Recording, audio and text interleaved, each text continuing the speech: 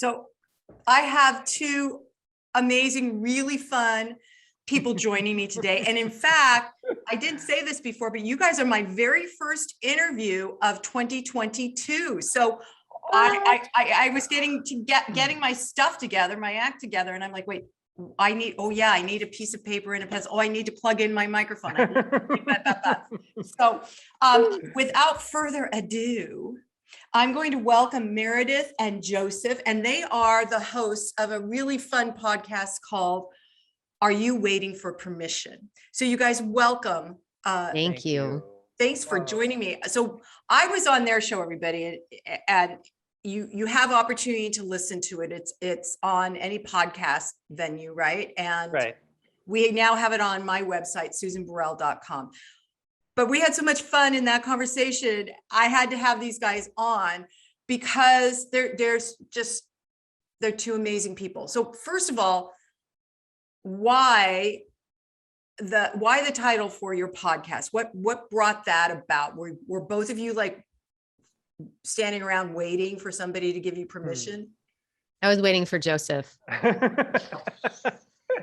So thank you for that invitation, Susan. I had been carrying around that title for, I think it was about 27 years. Wow. I was going to write a book called Are You Waiting for Permission? Because I started coaching decades ago before it was even a thing. I was fortunate enough to have some opportunities to begin coaching. And I noticed that a lot of us, I'm putting myself in this basket, we're waiting for permission. And as Meredith pointed out just a few short weeks ago, there's nobody out there giving us permission.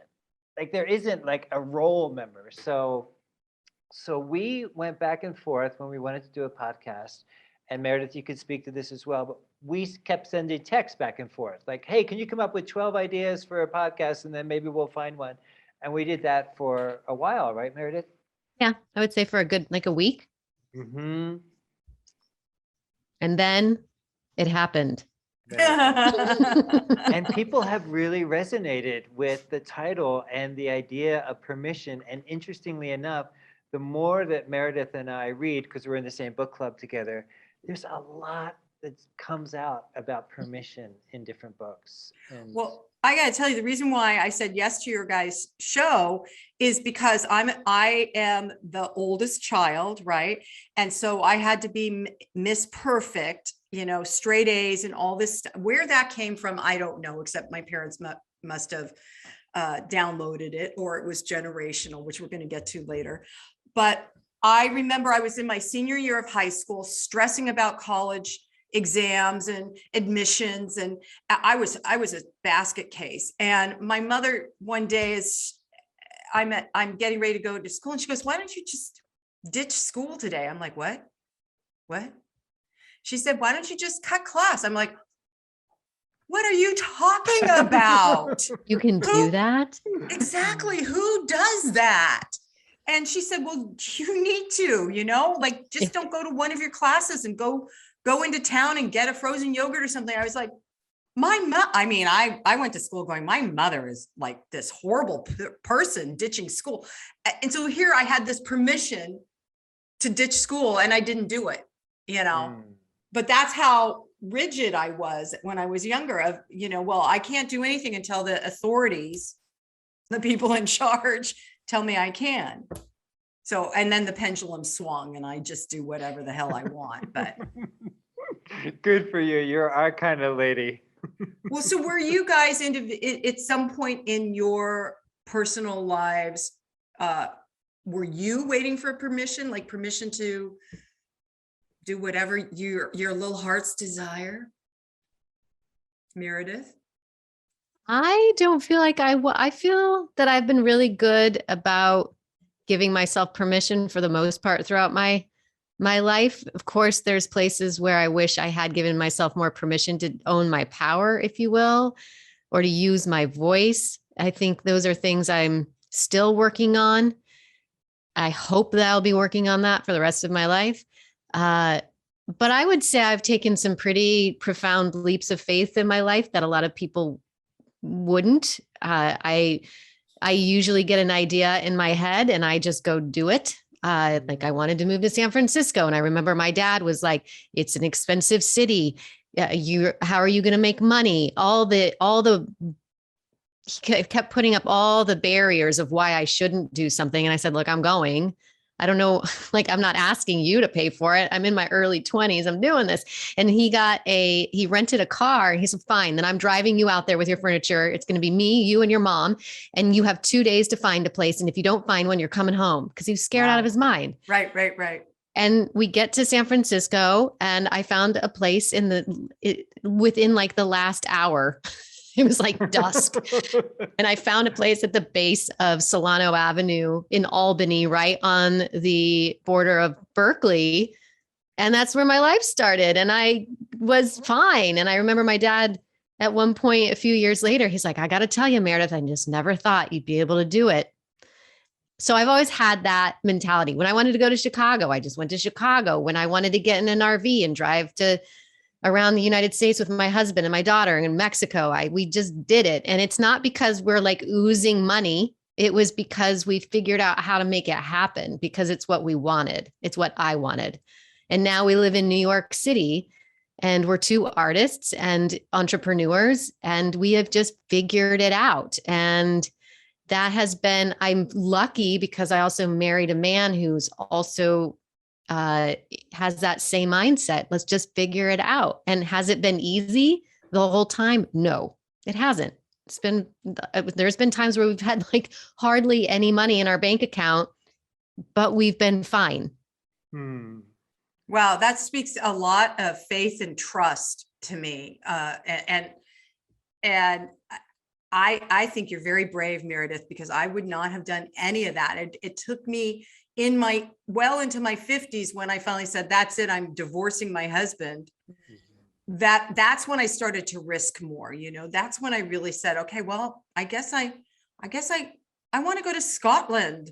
So I went to Scotland with a bunch of people I don't know, don't you? I love it. and then I thought, well, I want to go to Italy. So I went with some women I didn't know again. And I'm like, that was never me. That, the girl that didn't ditch class, that was just not me. Don't break the rules. So, wow. I think that's spectacular. And what a good model for your daughter. It's probably going to be the opposite. Yeah, we tend to do that. Well, she gets to be whoever she wants, however she wants to show up, right? Exactly. What about you, Joseph, in your younger years? Were you waiting for permission? I believe that the story that comes to mind is so similar to Meredith's. Mine was also about moving to California. So we are 3 Cali people in this call. I had a very settled life in Wilmington, Delaware, Biden country. And I hated the snow. I was not a big fan of the East Coast. There was really nothing there for me, family and friends, of course, but I was in search of warmer weather. And my life really began when I hit San Diego. Mm-hmm. And I started giving myself permission to leave my career. I had a very strong career in mental health for 10 years with a pension and all those things that we're supposed to value. And I left it all behind. And I went to California and I was like, you know what? I'm just going to clean houses for a couple hours a day. And that's how I'm going to earn my living. And then I'm going to spend time in the sun and maybe writing. And I'm still writing almost 25 years later. So it was a great decision to be able to do that. Yes, that's the actual key of giving yourself permission. And you get to follow your what I call divine urge, that divine blueprint, the purpose of why you're here on planet Earth. You get to follow it. And so many people don't allow themselves that. Yes. A question for you, Susan. So what about those of us who have that divine urge and the people around us are saying, don't go to California, it's too expensive, or don't do that thing, or don't quit graduate school, or don't get divorced, whatever it is, right? There's people in our lives that are encouraging us to not follow our divine urge. What do you say to them? Well, what do I say to the people that tell me don't? Or for your listeners, what would they say? Well, I really think each of us needs to really develop the inner awareness of what our personal truth is. And my truth isn't the same as anybody else's. You know, that's just personal to me. And I think we all have, while we may have circumstances or experiences that are relatable, right? We're also unique and different individuations of that divine spark, that it's up to us to really listen to our inner self. And that takes building up self-esteem if you don't have it, which was my case. It takes trusting your intuition. You know, like Meredith said, I'm going to San Francisco, I'm just going, you know, and same with you, Joseph, I'm going to California, I'm just going.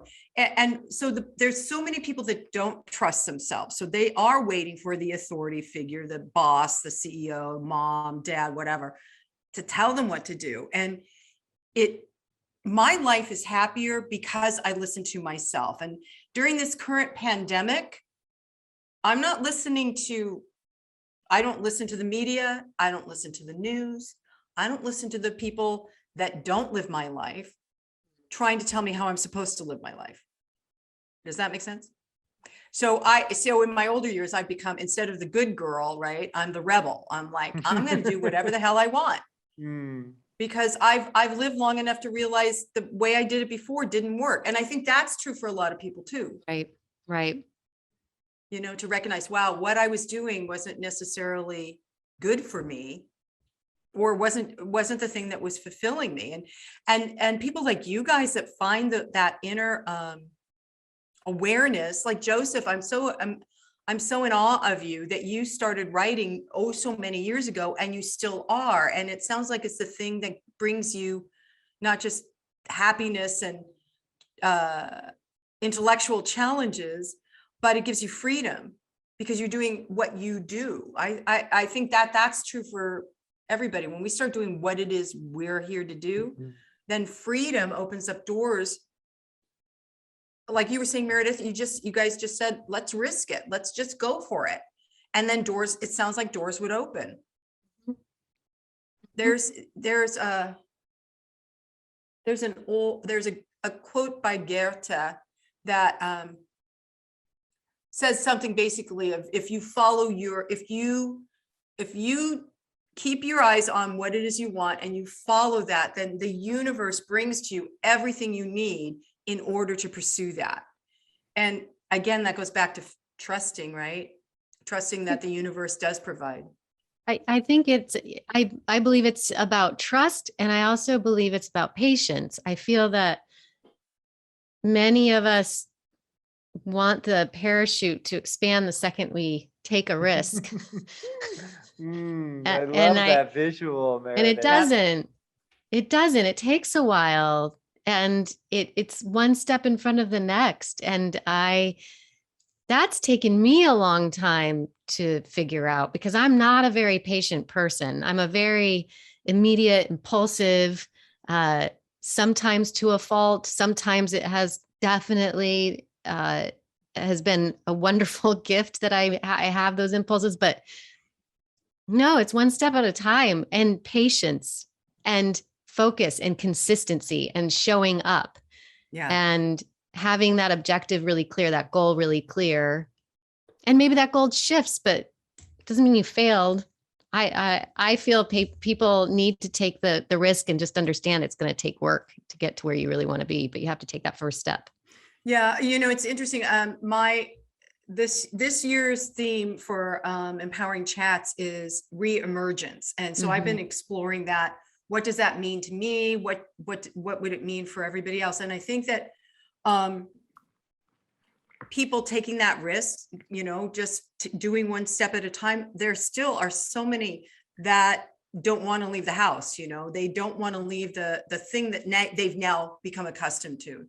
You know, they don't want to put the mask down, or you know, whatever is the next step for all of us. There's so many that are just hiding out still, and that's fascinating to me, because what you're talking about, Meredith, of taking one step at a time is so important. And to stay focused on what it is that you want, or even if you're not 100% certain, just begin to move towards something that is positive and could make you happy. Right? And also in this day and age, with so many, I don't know, thousands, hundreds of thousands of people that have died from COVID over the past 2 years, it really brings home for me that we're only here for a split second. Right. So I am really passionate about encouraging your listeners, Susan, and our listeners, and whoever we come in contact with, to really just go for it. Just freaking go for it, because you could be gone tomorrow. I mean, we all know people probably that have gotten sick or that have died from this pandemic. So why not? Exactly. Right? Exactly. Please. I traveled a lot last year. I traveled internationally last year. And other people would look at me like, with the big eyes, the bug eyes going, holy moly. And I'm like, it's just what you said, Joseph. Life's too short. So why not do what it is you're called to do? And that also means not just doing business, but being loving kindness to yourself and to others, because that makes life much joyous, Yeah. So Joseph, there's two really beautiful words in our podcast, and one of them is permission. We've already talked about that. And then the other one is waiting, right? Like, what the fudge are you waiting for? So I'm sorry, I interrupted you, Susan. Your turn. Well, well, now that you said waiting, so Joseph has written a bunch of books, you guys. And the current one that he wanted us to discuss today is called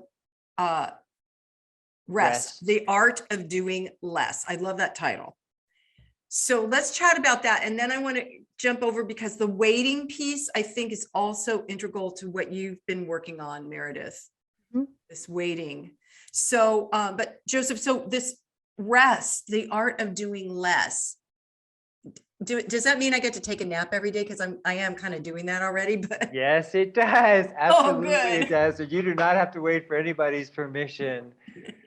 So I'll speak about this very quickly, because I really want to hear what Meredith has to say. But I am very action oriented. I'm a coach. I like taking action. What are we going to do today? Come on, let's go pursue our dreams. You can do it. Rah, rah, rah. And I actually created a Facebook group. It was called A is for Action, and it was a yearly program. Every day I was posting like, try this, do this. Hey, what about this? You can do it. Yada, yada. And a while after that, I said to my husband, Eli, I said, so I'm thinking about writing a book. What do you think I could write a book about? And he said, well, you already kind of wrote one with, A is for Action. Just repurpose some of that and write about that. I said, oh yeah, I could do that. And I woke up the next morning and I heard my coach, Barbara Leggett, her words when she said, if I hear one more person talking about pushing through. And when I remembered her words, I thought, I can't write about action. I really want to write about the opposite of that. And that for me is rest, and giving ourselves permission to drop this addiction to look how much I do. I'm important. My self-esteem is wrapped up in all the action that I take. And I wrote a book that's not published yet, but I'm looking for a publisher. Hello, New World Library. I'm giving permission to all of us to say, my self-esteem is not tied to how much I do. My self-esteem is tied to my self-love, my self-kindness, and how much rest I give myself. Yeah. So this is, you just described my year, this last year, 2021. I literally got off the merry-go-round and just did an inner deep dive of self-care and self-love and taking care of my physical, mental, emotional, and spiritual bodies. And rest was a lot of it. And every time I get up in the morning going, okay, where's my to-do list? What am I'm supposed to be doing something. It was so uncomfortable, Joseph, for the first like 3 months, 4 months. I'm like, I should be doing something. And then after I would try and do something, I would say, oh, I'm so tired. I'm just going to lay down for 20 minutes. And then it would be 2 hours later, you know, I'd wake up and go, oh, well, that was my day, you know? So it's, and now recalibrating, reemerging, having had that gift, that experience, there's a part of me I'm realizing I may just take 1 week, a month off and just rest and do whatever I want. If I want to go hike in the redwoods, I'll just go do that, or go sit and watch the ocean, or binge watch a movie. Oh, you are speaking my language. Yes, I want to mention, however, I would imagine there's a listener here that works for an organization that doesn't value rest.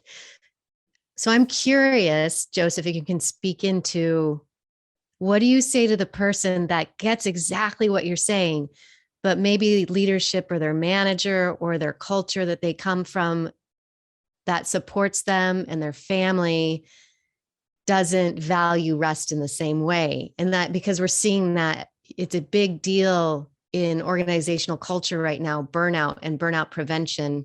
And so many people, like, what was it in September, 4.5 million people left their jobs in the United States alone. That is one form of self-care in one way or another. But how do you talk to the one person that's like, I feel totally trapped. I hear what you're saying, but I'm not an entrepreneur. I don't have that freedom. I love it, Meredith. Thank you. So working for a corporation, that might be on average about 8 hours a day, right? So that gives us another 16 hours. So my first question to that person, to that listener, is how are you spending those 16 hours? And specifically, I want to look at what words are you using during your, what I'm going to do some air quotes, your free time, right? Are you spending time saying, oh my gosh, I am so busy. Oh my gosh, my life is so crazy. Oh my gosh, I don't have any free time to myself. Because I'm a fervent believer in the power of our words and the law of attraction. So if she or he or they are spending time away from work, constantly creating that reality of I'm busy and I'm not rested and I'm hurting and I'm in pain, let's start there. I Right? think So that's let's start with brilliant. our languaging and say, you know what? I'm not at work right now, so I'm going to choose, beautiful word of the English language, I'm going to choose how I spend my time and how I'm going to think about my time. Okay, so yes, you're right. Person may be wedded to the corporate world for 40 hours a week.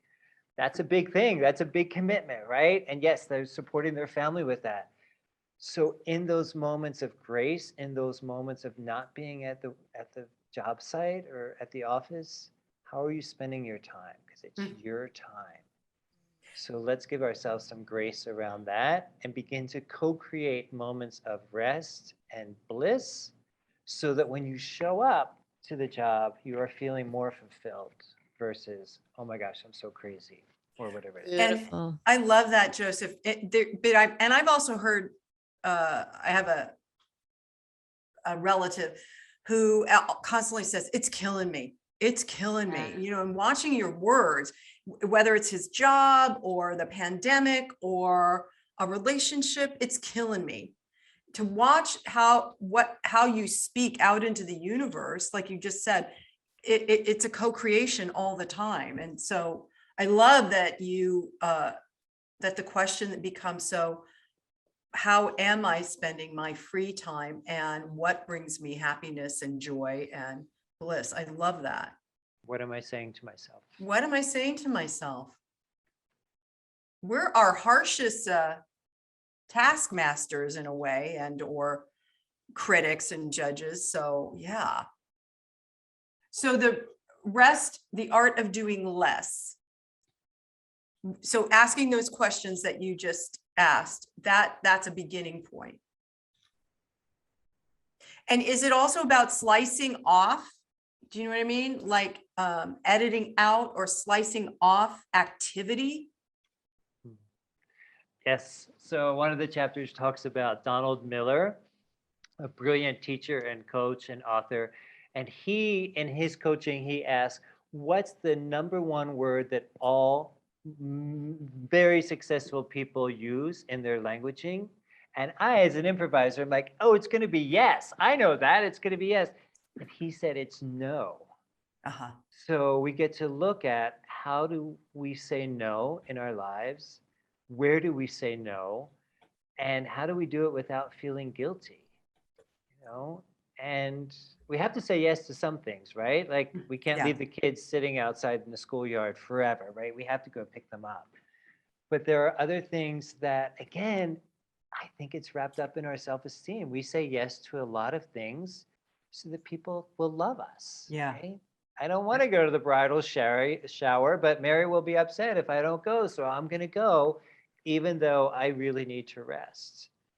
So I believe our rest is really tied into how much we love ourselves and how much we honor ourselves. And what are we teaching our children? Yes. And that's so important. We oftentimes, well, I'll just speak for me, you guys, but oftentimes, I have a 27-year-old son. But during the course of his youth, I was in a hurry all the time. Okay, hurry up, get in the car. We got to get to soccer so we can get home. And I've got to go to a rehearsal, or, I was directing plays and stuff, I got to go do this. So hurry up. And so the rush was just constant. And there wasn't the time, because Susan at that point didn't know how to do that. There wasn't the time just to, okay, let's just sit down and play a board game. We did make time to read together, but the rest of it was like, okay, let's go. And it was all, we were in LA at the time too. That's kind of that culture, busy. So, yeah. So Meredith, let's talk about what you're currently working on. So Meredith got everybody, this is a big deal. And she's going to explain to us why it's a big deal. But she has been given an opportunity to workshop a one-woman show that she's written. I think that's thrilling. And she's in New York to do it. And that's even a bigger deal. It's not like she's in Podunk, Iowa. Sorry, Podunk. I don't mean to, I'm not dissing you, but New York City is where you go to do theater, and you've been given an opportunity to workshop a show. I think that's so fabulous. Thank you.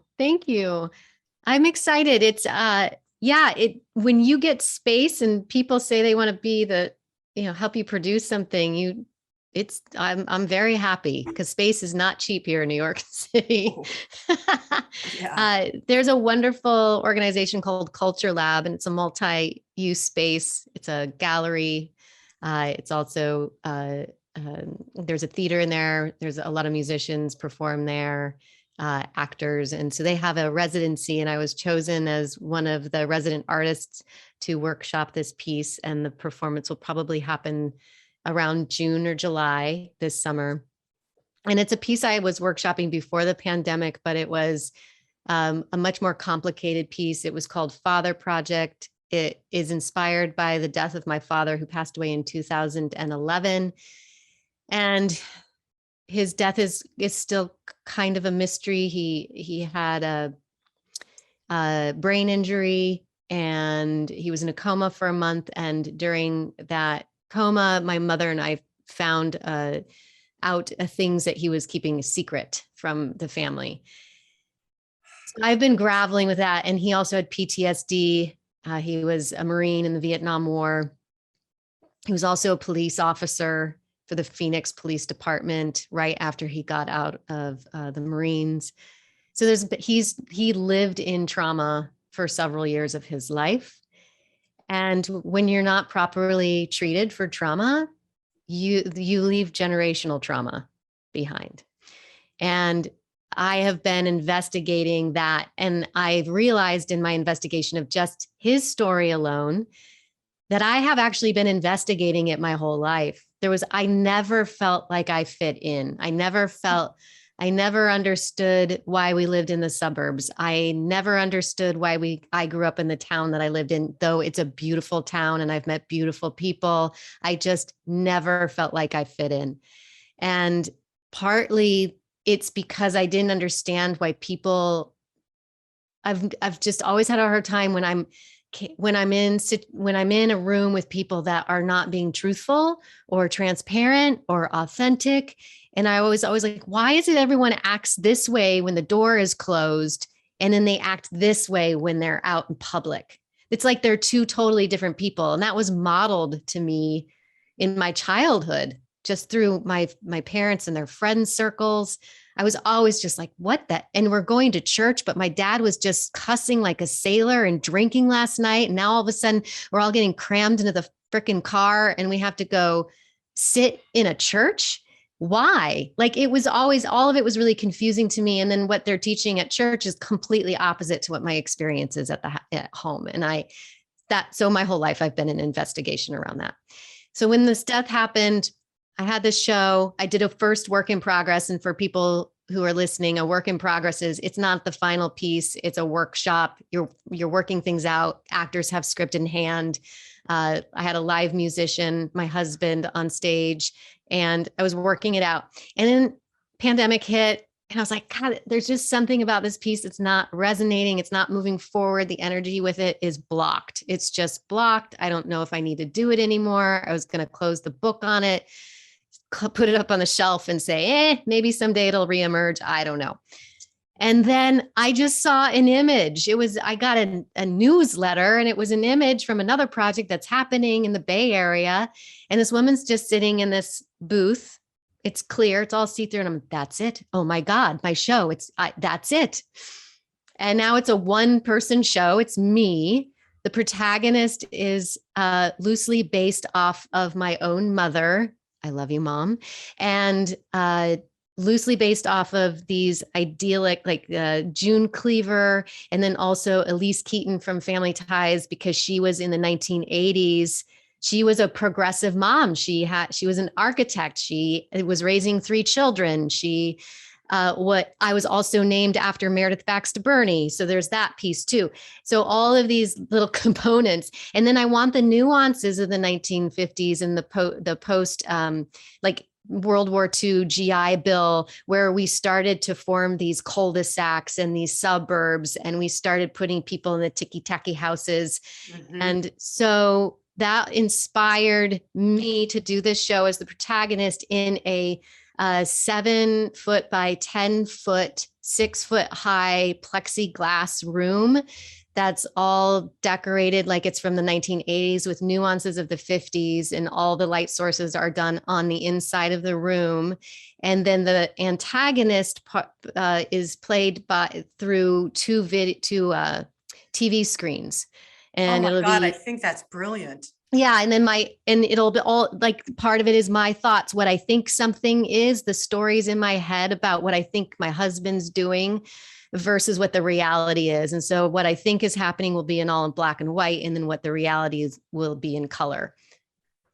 Oh my God, I got chills. No wonder I got chills when you brought this up before we started recording. Mm-hmm. This is brilliant, Meredith. I will meet you in New York, Susan. Yes, I'm coming. I'm coming. As long as there's no snow, I'll be there. But well, I'm very excited. My first rehearsal is tomorrow, and I'm just excited to see what unfolds with the source material I already have from interviews and letters and other sources. And how I'm going to turn this into a show, and there will be movement. I'm very excited about this multimedia approach to it. I think it's going to be, well, I already got the affirmation before you even explained it to me that it's going to be awesome, Meredith. I just know that. And it's interesting that this is what you're addressing right now, because I think this trauma is, many of us are carrying that kind of trauma of the presentation is one thing and the home life is different. And I love my father, but when I was growing up, he was a rageaholic because he was an only child of alcoholic parents. And so he would just get angry. The only way he could get seen and heard was to have a temper tantrum, Oh, poor and baby. and Oh. so I mean, I just now, he's 80, going to be 88, and he's sharing stories with me that I'm like, well, no wonder. Well, oh my gosh. And my compassion and my love for him has just grown in the last couple of years. But I remember you could see the ticking of the time bomb, right? Inside the house. The temperature would go up, and so everybody would shift their behavior. And me being the good girl would tell my little brother to, don't be you, because you're going to trigger him. And then when my dad would go off, there was nobody left standing for a while. And it's just because he never had love from his parents, right? And that's also generational. Yeah. Those traumas are handed down through multi lineages. Not just the circumstances of a particular life, like you said, your dad was a ex-Marine and a cop, and there's that alone is enough. Right. But when it's generational, and we don't know as children, we don't know. We just know our parents are behaving that way or acting out or lying. And it sounds like you were very intuitive, Meredith, at a young age to go, there's something not right here. This isn't, yeah. Because you can't, I think, I know that children are very intelligent people. And my mom tried so hard, God bless her, to like protect us. Yep. But I'm like, what are you protecting us from? I don't understand what you're protecting us from. So that becomes a pressure cooker. Mm-hmm. And there's no understanding for why. And you don't understand where your feelings are coming from or why your father's feeling that way or your mom is feeling this way. It's just, it becomes toxic. And I'm, ultimately I had a great relationship with my dad towards the end, and I have a wonderful relationship with my mom. And it's interesting, as you were saying, Susan, about your dad revealing these stories about his past. My mom is now in that place where she's starting to share more stories, and they seriously come out of the blue. Yeah. Where I find out she lived in some town in, I think it was Idaho, and she had multiple stepfathers, and she would go to church by herself at the age of 10 because that's where she felt safe. I was like, oh my God. Like I had no idea. And so my bond with my mom grows because I'm able to empathize and have more compassion for her in her life than I did when I was a kid. Mm-hmm. Yes, Joseph. Yeah, Joseph. I have a question about your mom, your lovely Suzanne. Will she know about the show? Will she be invited to the show? And have you thought about, because I know you so well, Meredith, how will you caretake for your mom when she sees you acting out, right? Acting her life. I think it's a wonderful question. She does know about the show. I told her it has shifted. She would like to do more interviews with me about what it was like to be married to my dad when he was having his flashbacks, and his PTSD was resurfacing when I was around 11 or 12 at that time. She knows about it. She does not know that the character will be loosely based off of her yet, but she will. I will have the conversation with her, and I will let her know that this is a theatricalized performance. Not everything is going to be based in truth, but inspired from truth. Got it. I want to say that, there's so many, an infinite number of things we can do stories about, pieces of theater and books about. And it is incredibly brave of you to raise your hand and say, I want to talk about my family. I want to talk about my childhood and growing up. I mean, that is, talk about giving yourself permission and not waiting. You could have written about anything, right? You're a brilliant writer. You're a performer. You've been doing this for decades. To say, this is the story that I want to tell. Meredith, as Congratulations. you're going through this, are you finding areas within yourself that you feel like are being healed or accepted or forgiven? Yeah. 100%. Yeah. Thank you for that question. Definitely in that first round with the when it was Father Project, that was the working title for it. There was a lot that I went through. And actually it took me 10 years to even start doing that. My dad passed away in 2011. I had to start telling the story first to people from a wounded place. I remember I went to a show with a couple of girlfriends and then we went out for drinks afterwards. And I was like, okay, I feel brave here. I feel safe. And I love these women. Let me tell you the story about my dad when he died. And this was like a year after his death. And I remember them listening, going, wow, that's an intense story. That's an incredible story. And thank you for being so vulnerable with us and sharing that. And then I would leave and I'd go, oh God, that feels painful. Oh, that felt really painful to share. I had these feelings of like, worried about judgment, worried about what other people would think. And then I was able to like breathe into that and go, okay, baby steps. And then it would be like 4 or 5 months. And then I would just, and I call it like peppering it in. I was just like, now I'm going to tell this person, how did that feel? How did you feel, Meredith? How did you feel? How did you feel? And like, ouch, nope, too much. And it took time for me to be able to like heal the wound, if you will, and then be able to tell the story. And I think what's important is that I was able to own the story as my own, because it's also my story. I get to speak the truth from my point of view. Yeah. And my mom has her story and her point of view. And I feel that I was protecting her by not wanting to share the story when I was able to kind of heal more. And I've realized 2 things. One is honor your story, only speak of your truth. I can't speak from my mom's point of view. And then the second one is don't do the work from an open wound. Oh, that's brilliant. And I don't have an open wound around it anymore. A lot of people think when they are in that seepage, they think that it's better to just run around telling everybody what's happened. And that doesn't help with the healing process. It can be re-traumatizing. Exactly. Yeah. So now I feel like I can own it and I can have a different perspective on it. And I'm not as emotionally tied to it in the same way. And that feels really, there's a lot of freedom in that.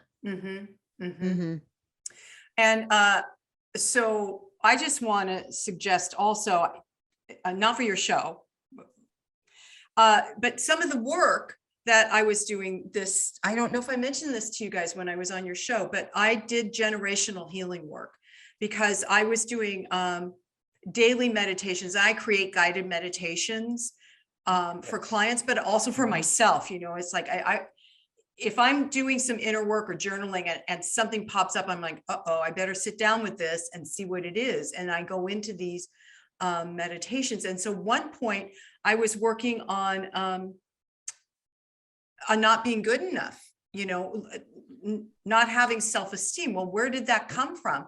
And, well, it came from mom and dad. No, where else did it come from? And it went back through the lineage through my mom's family, especially, of not being good enough. And we're talking like centuries. It went back. Wow. And I was like, holy moly. And then I realized it also went back through my dad's side, but in a whole different way. So I'm sitting there with these 2 lineages really far back where we're not worthy, right? There's a whole nother conversation we can have because there's religions that tell you you're not valuable, you're not worthy. And so and then that gets handed down. Like my mom's side of the family was Southern Baptist. I don't know where they were a couple centuries before Southern Baptists came around, but so this not being good enough, not being worthy, not being cherished, not being respected got handed down until it was a behavior that each generation just did. So that the child growing up in a household of that never stood a chance to build their own self-esteem, Yeah. So but then to heal that generational stuff was amazing, because I heard loud and clear, you're just going to love them. They didn't get love. They weren't honored and respected. So you're just going to love them all the way up the line, all the way back. And then I was able to turn and face the 7 generations coming, right? The future, and love that through, so that there was no, I mean, I'm very clear that trauma is not going through to my grandchildren and great grandchildren. It ends, Beautiful. it ends with me. Oh, Know, that's beautiful. It ends with Oh, me. that's And so beautiful. I've done that with other things, like my dad's rage, and I was becoming when I was in this miserable marriage that I didn't know how miserable I was becoming a rager. And when I realized that, my son was like 9, I said, that's it. It stops with me. I'm stopping it. I will, just own it and release it. Yeah. Joseph. Beautiful. So there was something that you said, Meredith, when you were talking about nothing further. And I wanted to just skip back to that because it was so powerful. So you go out to a play, you're having drinks afterwards with your girlfriends, you share a little bit, you're walking home or you're taking the bus, whatever, and you think, oh, that feels uncomfortable, right? I forget what words you used, but that felt really scary to me. So for most of us, for our listeners, we have that experience, we share something, it feels uncomfortable, and then we shut it down. Oh, Yeah. yeah. We're like, oh, you know what? That was scary. I'm just going to pack that away. I'm going to put it up on the shelf. So I'm wondering about your process of creativity and healing. What was it about you that a couple months later you decided to pepper it again? Because I think that would be really helpful for the listeners, because there are some things that they've shared, they felt shitty afterward. But maybe now it could be a little safer for them. Yeah, I was directing a show for my friend Jim Walker around about this time. I would say it was a little bit after, when I started to get more comfortable telling the story. And this young woman came to the show and she watched it. And for a little bit of context for our listeners, and this is going to answer your question, Joseph. The show was about my friend Jim's uncle, who was living as a gay man in the 50s and 60s in Temecula, California. And his partner passed away in bed next to him. And it was about the AIDS epidemic. And it was a very intense show. And it was a beautiful show. And afterwards, there was a Q&A. And this young woman, who was probably no older than 16 or 17, during the Q&A, she asked me, how do I tell my story? How do I tell my parents I'm a lesbian? And I remember sharing my experience with, though it's not the same, it's vulnerable. I said, just tell one person you feel brave enough to tell, that you trust and that you love, and then walk away and notice how you feel. And if it still feels hard and it still feels uncomfortable, then sit with the uncomfortability. And then when you feel like you're in another space with another brave space with another person who's shared something vulnerable with you, and you can safely share your truth with them, then share it with them. And then just take baby steps. And I use the word pepper, just like I did with you. And I said, and just kind of leave a little pepper here and a little bit of pepper there. And then every time you do, just notice, what do you feel? Are you becoming stronger? Are you feeling more brave? Are you feeling, what's your heart doing? What's your breath doing? And that's what I just naturally chose to do that in spaces where I felt comfortable enough sharing with somebody. And then I did share. Sometimes you're going to get it wrong. Sometimes you're going to think that you're in a brave space with somebody, and you're going to tell your story, and it's going to feel like shit. Yep. Sometimes you're going to get it wrong. And sometimes you'll get it wrong. And that's how I would explain it, is the way I explained it to that young girl. That's beautiful. And then eventually Meredith. you'll be able to tell your parents. Yeah. Yeah, that's beautiful. And that's I'm so glad you asked that, Joseph, because, and then you explained it, because that is a wonderful way to share anything, whether it's trauma or a big bright idea that you want to activate and create. Yeah.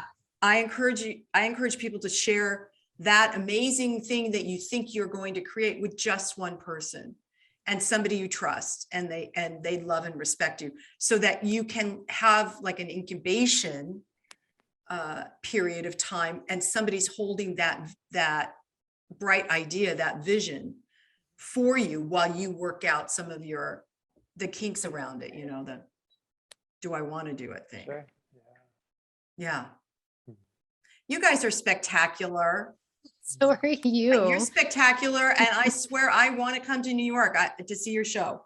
Okay, So- I will let you know. I will, when I have a date, I will send you the press release.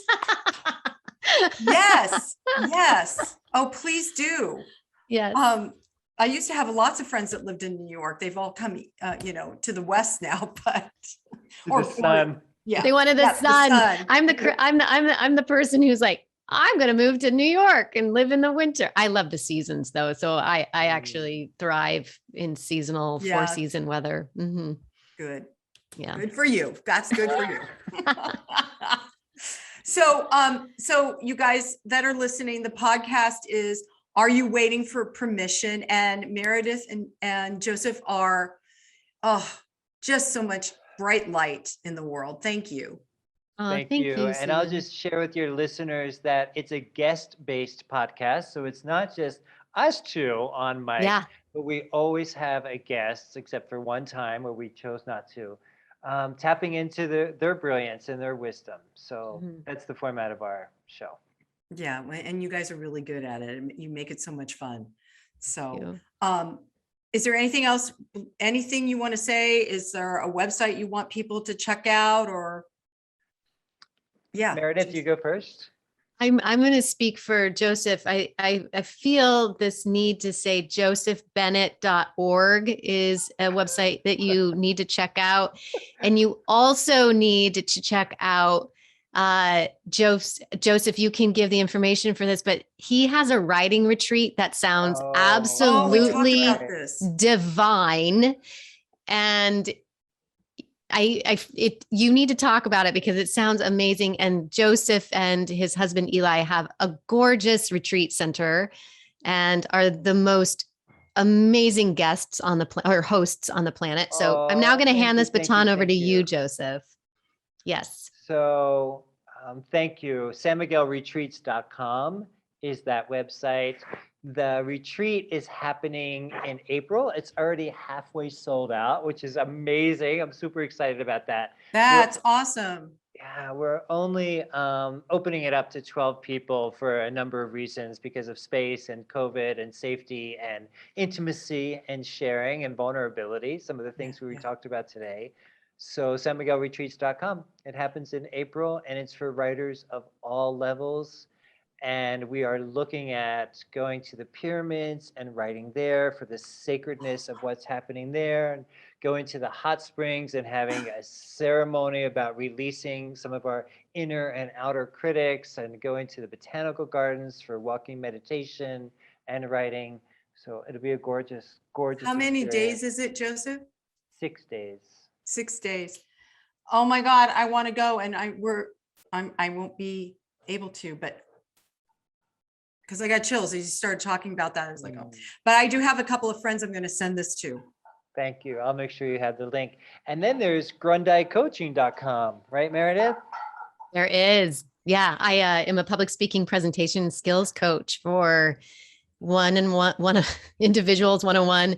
I have a group coaching program called Confidently Speaking that Joseph's actually a member of. And then I do coaching for organizations as well. You're busy. You, Joseph. Both of you guys are really, really, really busy. We are active. I took the word busy out of my vocabulary. We're active. We're active. You know, I have a really good book I want to recommend to you guys. It's called Rest, The Art of Doing Less. I hear it's amazing. Amazing. You guys, thanks so much for joining me. This has been so fun. I think we might have to check in at the end of 2022 with each other and just see how everything's unfolded. That would be I really feel great. that would be a wonderful idea. Yeah. So I'm just going to end everybody with, and so it is, namaste. Namaste. Namaste. Blessings to all of you. Thank you for listening. Thank you.